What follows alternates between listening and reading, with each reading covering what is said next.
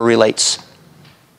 Thus, the parable of the hid treasure and the costly pearl remind our hearts and invigorate our souls of the precious nature of the King and His kingdom. The precious nature of the King and His kingdom, which will erase pride. Who are we to be the subjects of this King? Who are we to be able to say, and we can with joy say this, but who are we that we can say we are servants of the King of Kings? We're a part of His kingdom. That does not elevate man. That does not elevate pride. But my friend, that humbles me. That humbles me. My King has chosen me. He wants me to serve Him. Who am I? So we're going to examine these two stories this morning. The story of the man who found the buried treasure and the story of the man who found the costly pearl. My father told me I should advertise for this message by putting a sign out that says we're going to preach on the pearl of great price. And that somehow through that we get a lot of people to come in because it'd be kind of controversial. By the pearl of great price, we don't mean a religious book, okay? That's not what it's talking about here. And so we don't want to get sidetracked by any of those side issues. These parables, the parable of the buried treasure and the costly pearl, are twins, just like the parable of mustard seed and leaven, but they are not identical twins, just like those were not identical either. They both speak of the precious nature of the kingdom of God, but do so from two different perspectives. As we examine the two, I think we'll see the differences and how that emphasizes different aspects of the precious nature of God's kingdom, God's precious kingdom. And I want to tell you something. We'll conclude with this. If the kingdom is precious, the king and the servants are precious too. Amen. That's the answer. The king and the servants are precious. First, the story of the hid treasure. Here's the story about a man who comes upon a treasure in the field. We read that. Again, the kingdom of heaven is like unto a treasure. Now remember, we said this before. It's not saying the kingdom of heaven is like the treasure. The kingdom of heaven is like this process of what goes on here in the story. So the kingdom of heaven is like this treasure hid in a field. The which, when man hath found it, he hideth it. He covers it back up. And for joy thereof, a joy of why? Well, he found a treasure. He goes and sells all that he hath and buyeth that field. Of course, then indicating he's then bought the treasure, right? They didn't have what we have today, mining rights and water rights and all that stuff. If you had the field, you had everything it contained in the field. As with other similitudes, which this is probably not really a parable. There's no plot, right? It's just like this. This is what happens. There's no climax or strange twist of the plot like in some of the other parables. Instead, it's a similitude. It's saying this is what the kingdom of heaven is like. And it is not foreign to the rest of history.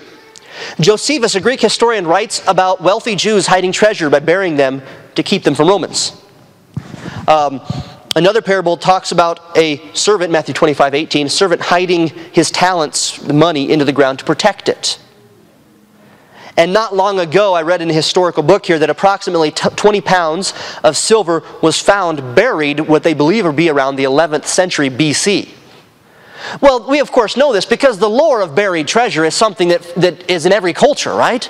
The pirates out looking for the buried treasure and all those kinds of things. X marks the spot. Well, that is based in reality. That is based in reality. Oh, great, now everyone's going to go home and start digging up their backyard. I can tell you, I live on what used to be the Kearns military base, and the only thing I've ever found in my backyard is weeds. I haven't even found like old spent shells. I've heard that they find those there. That's not the point here. In fact, the point is not the treasure being buried at all. That's not the point. The point is this. It was a common practice to protect one's wealth long before banks. And many times the owner would die or would pass on to other generations, and the remembrance that there was treasure was forgotten. There was nothing unethical about what this man did. Okay, Jesus is not using an unethical account to teach a moral lesson or truth. Okay, he doesn't do that. Nothing unethical about it. No more unethical than finding this silver found buried in the 11th century BC. No more unethical than archaeologists. However, one of the aspects of this similitude that grabs me is the man doesn't appear to have been looking for it. Obviously, this field is owned by someone else. It's not just field out there that is just free for the searching for buried treasure. Probably from the context, it seems like this man was probably working this field, working another man's field. And as he's working this field, as he's digging and plowing up, he comes across something that makes what he owns seem like pittance compared to what he has here. We know that because what does he do when he finds this treasure?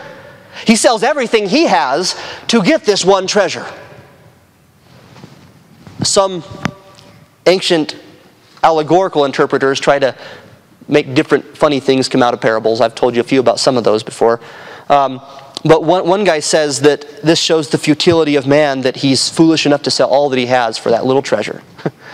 That's not what this context is teaching us here. The context is teaching us that this treasure is of such value, not just perceived value, it is of such value, it would cause this man to say, nothing else is important. This is all I need. I need nothing else. He sells all that he has. Nothing else is valuable as this. One commentary remarked that finding this treasure in this manner is similar to like winning the lottery, emphasizing the intent to find the treasure. He didn't intend to. He found it though, and when he did, his excitement, his joy was out of this world. It says that in the passage, for the joy thereof is just this increasing joy. He goes and he does something that some might consider radical. Why in the world are you selling all that you have for that field? But what they don't see, he sees, right? He sees something they don't. They see the field, he sees the treasure. His perspective is different, right? Why? Because he found the treasure, and his perspective is different. He goes and buys the field. He wasn't seeking it, but when he found it, he was overjoyed and did what was necessary to gain this obvious treasure of invaluable worth. Okay? The next one. The costly pearl. The similitude of the costly pearl mimics the excitement of the merchant who finds this one costly pearl. I mean, it mimics the treasure, buried treasure. Joy is not found within this part of the similitude, but I think we can understand there is a great joy. Something causes him to do the same thing and to sell all that he has to go buy this one pearl. But the difference between these two is this man is actually looking for pearls, right? He's seeking after it. He's looking for this. He is a trader. He is a merchant. The first guy here, he's just called a man. More than likely, he's just a worker. He's just a guy out working. But this guy's in the business of looking for pearls. And he's looking for these pearls. And the idea here is not that he found a pearl that cost him a lot of money. It's that he found a pearl that he knows, because he is well versed in what pearls look like, he knows that this pearl has inestimable value.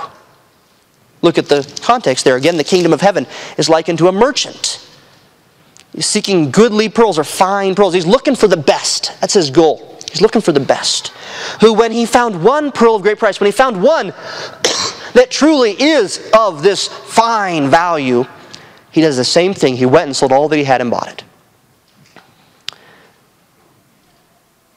The concept of the pearl of great price, or the costly pearl, is not that it cost him much, but rather the language indicates that this pearl is great worth. It's not that he went and sold all that he had as a foolish man to buy something he can never use. He can't eat pearls. That's not the point here. The point is that this pearl was of such value he would not have to worry about eating again. Obviously, Christ is not talking about a foolish man who sells his bread for a useless shiny rock. This pearl is exactly what he's been looking for. The different nuance in this parable is the seeking spirit of the man. It's different than the first parable we looked at, the seeking spirit of the man. The seeking, I don't believe, should be overemphasized or undervalued. Either way, just notice it is what it is. The purpose of the parable is not to teach the people that they must seek the kingdom if they're to find it. That's not the purpose of it. I think that's an aspect, that's a nuance of it, seeking after the kingdom. But the purpose of it is to show how one is willing to trade that which is of value for that which is of inestimable value. To trade that which is valuable for that which is beyond value. That which is priceless. And that is how these two parables are twins. The great nuance of this parable emphasizes